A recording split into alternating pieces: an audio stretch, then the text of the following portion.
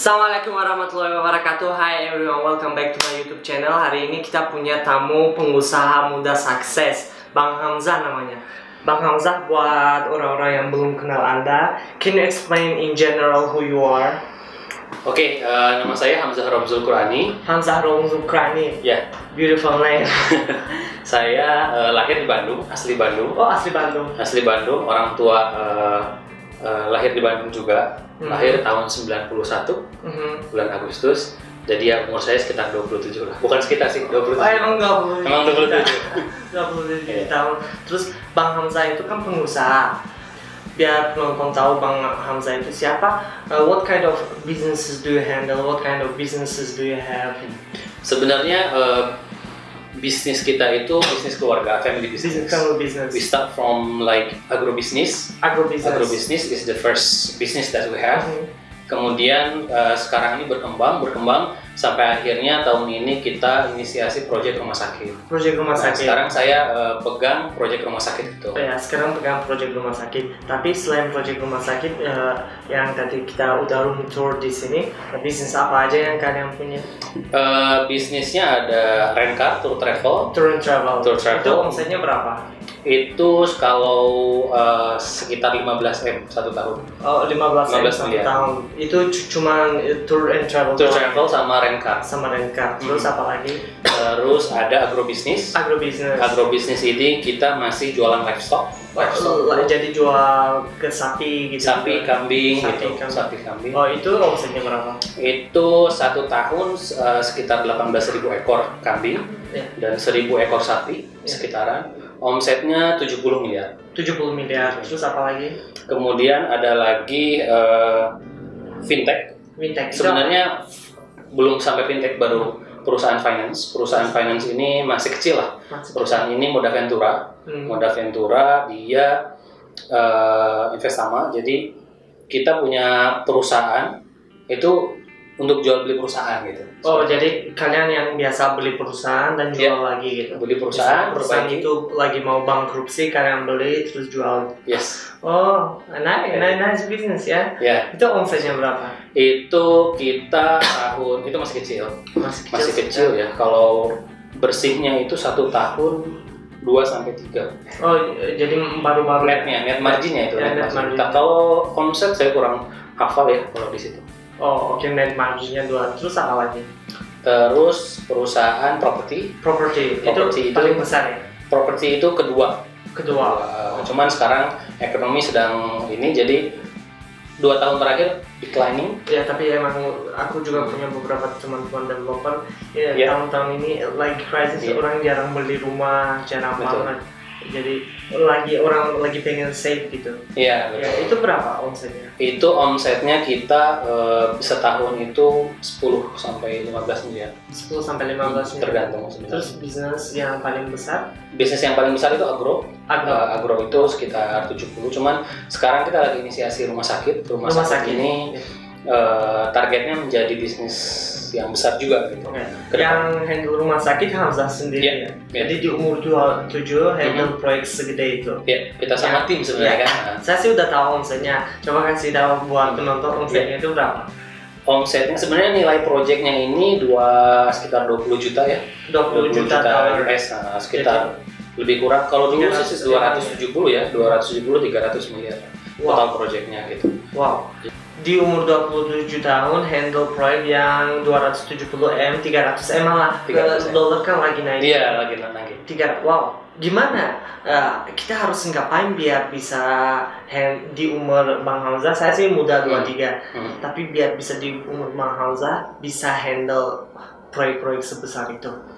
Sebenarnya proyek besar itu datangnya dari proyek-proyek kecil ya. Kayak kita mau maraton juga kan nggak bisa langsung maraton gitu. Kita harus coba dulu yang kecil, proyek-proyek kecil kita handle. Kemudian dari segi capacity kita juga kita harus tingkatkan gitu.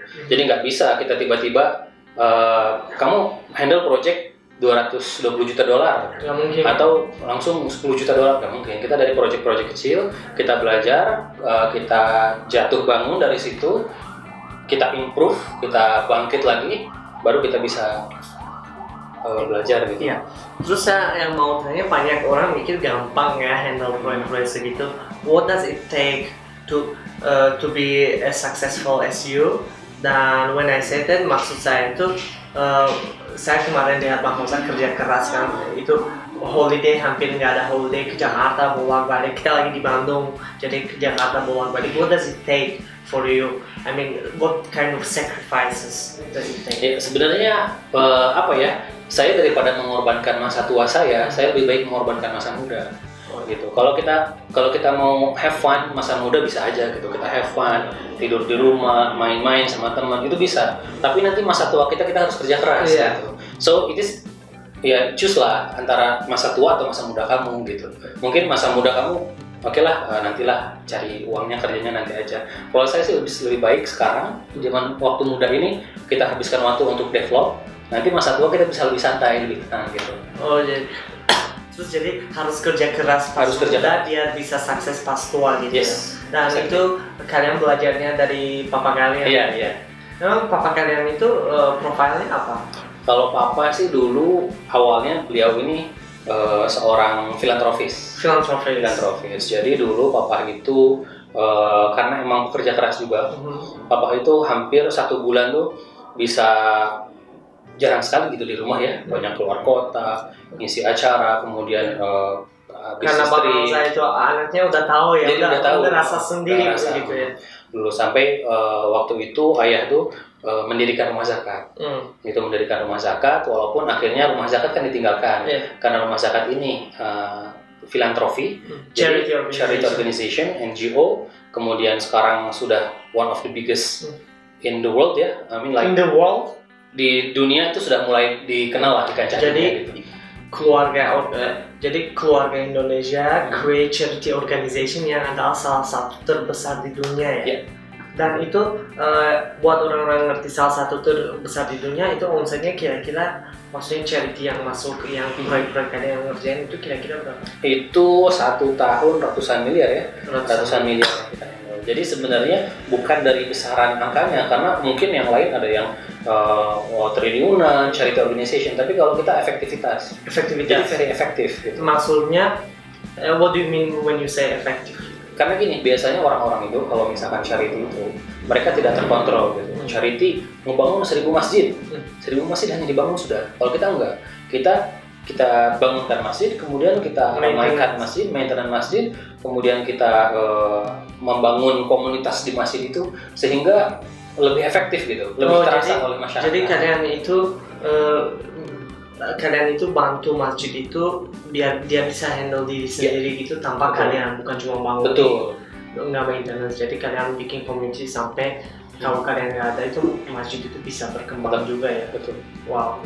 Ya. Terus Bang Hamzah sekarang handle rumah sakit kan? Rumah sakit yang sekitar 300 M omsetnya itu targetnya kira-kira berapa? Ini nilai proyeknya kan cukup besar ya, $20 juta, sekitar 300 miliar.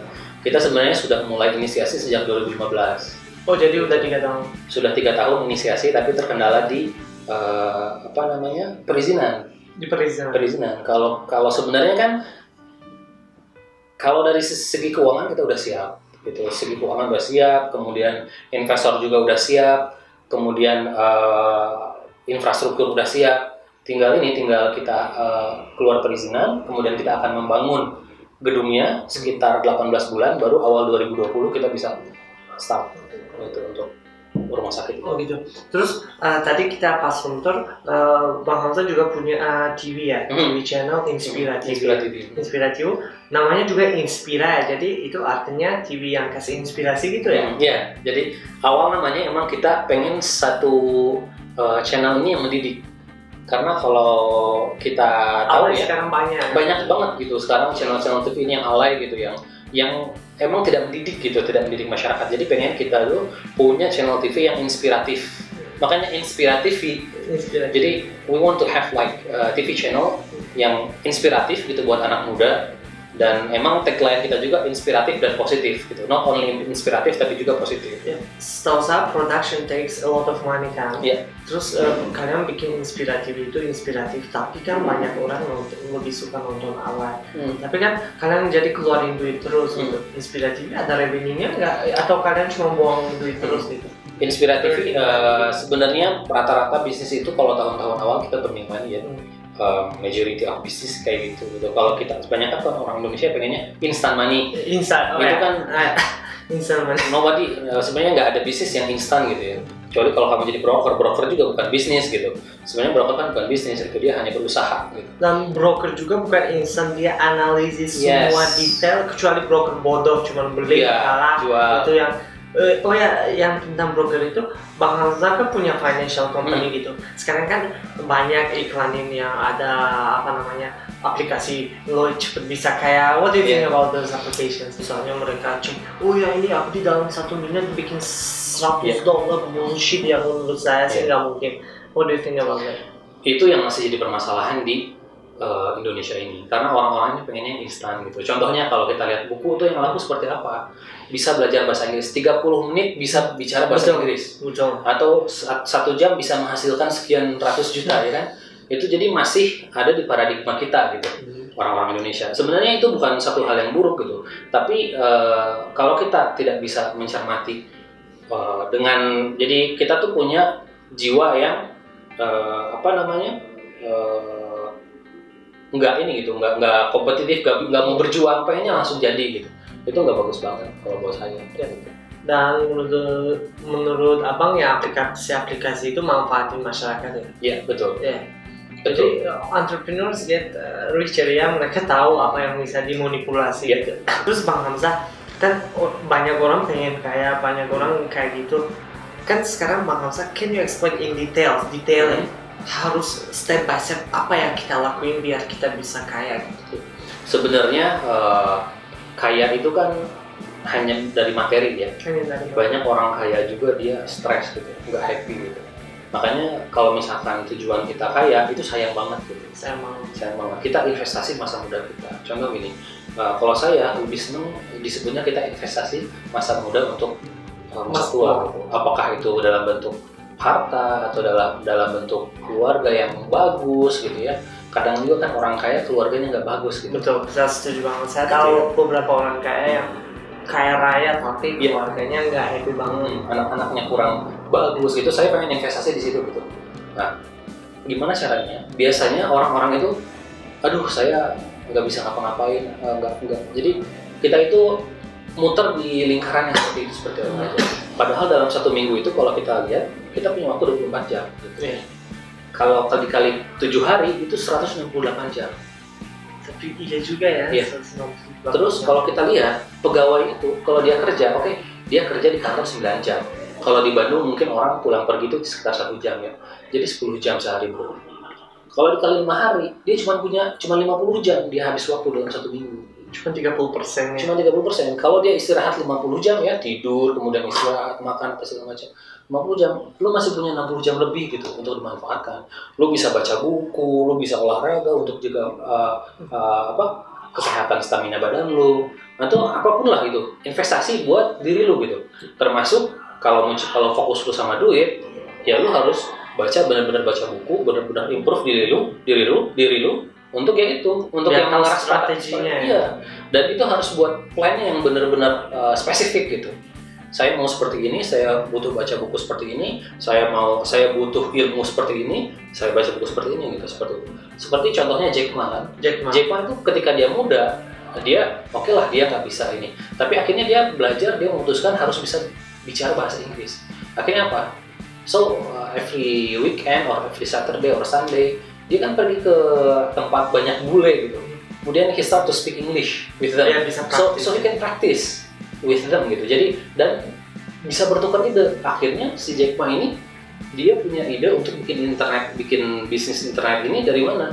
Dari orang-orang bule itu. Karena mereka emang steps forward ya. Jadi mereka bisa ngasih ide-ide gitu untuk mereka gitu. Itu sih mungkin investasi di masa muda kalau anak muda ya. Ya, dan saya lihat itu, jadi kita kasih lihat ya HP-nya Bang Hamzah ke penonton. Ini iPhone berapa? iPhone 7. iPhone 7, iPhone 7.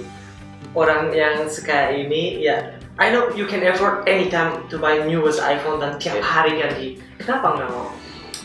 Sebenarnya ini nih, satu karakter yang teman-teman masih kita lihat ya, kebanyakan orang let's say OKB mungkin ya, kalau istilah gaulnya gitu, istilah gaulnya tuh orang kaya baru, mereka biasanya spending money untuk gengsi, untuk gengsi, kemudian untuk gaya itu duluan gitu, beli sepatu sekian 10 juta, kemudian handphone yang terbaru, padahal kan fungsinya nggak beda jauh gitu.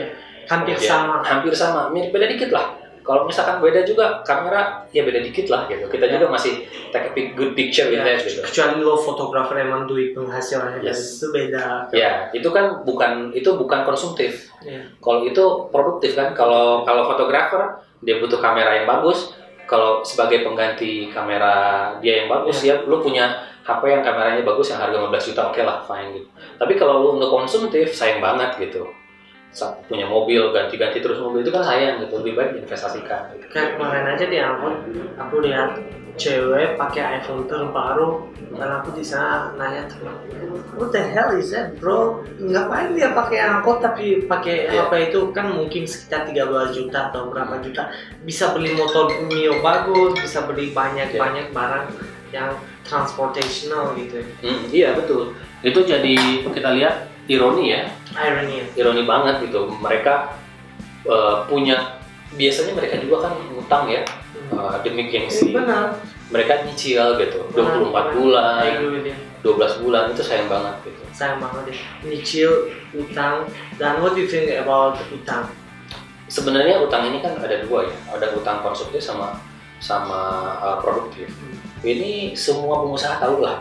Nggak usah dijelasin juga udah tahu gitu semua orang, karena emang basic ini utang konsumtif sama utang produktif. Dan utang konsumtif ini harus sangat dihindari gitu. Harus sangat dihindari. Avoid. Sampai gimana pun kalau bisa di-avoid gitu. Contoh yang konsumtif itu apa? Mobil yang berlebihan gitu. Oke, kalau misalkan ternyata ini produktif nih, beli mobil kita produktif untuk going around ya, untuk ke kantor, untuk bisnis apa segala macam. Tapi mobil seperti apa? Jangan sampai kita baru penghasilan sedikit, mobilnya sudah Mercy, E-Class, ya, BMW, Sterify gitu kan, itu sayang gitu. Yang biasa aja gitu, yang walaupun yang penting bisa maju gitu. Going around gitu, yang penting masih bisa maju gitu. Bang Hamzah sendiri punya mobil apa? Kalau sekarang Innova. Innova biasa doang? Seriously? Yes. Why? Kan you can afford to buy Ferrari, Lamborghini, kenapa nggak mau? Sayang mubazir gitu. Sama aja kok. Sama aja ya. Sebenarnya kan kalau kita lihat, ya nggak penting juga sih. Kalau kita udah punya banyak duit ya, you don't need to prove anything ya. Orang-orang udah tahu ya. Ya gitulah. Oke. Bang Hamzah, buat penonton kalau mereka mau connect sama Bang Hamzah, punya sosial media apa aja? Ada Instagram ID-nya apa? Kita masukin di sini. Hamzah Romzul. Oke, terus kemudian Facebook Hamzah Romzul Quran. Terus apa lagi? YouTube belum. Enggak. Oh, YouTube belum. Oke, Bang Hamzah, terima kasih banget ya. Terima kasih banget you already accept me as your guest. Jadi buat penonton, kalau kalian ada pertanyaan tentang bisnis, tentang apa aja, kalian bisa DM Bang Hamzah. Linknya Instagramnya, linknya Facebooknya ada di description, sama kalian bisa nyari lewat ID-nya. Jangan lupa subscribe, share video ini. See you in the next video. Ciao.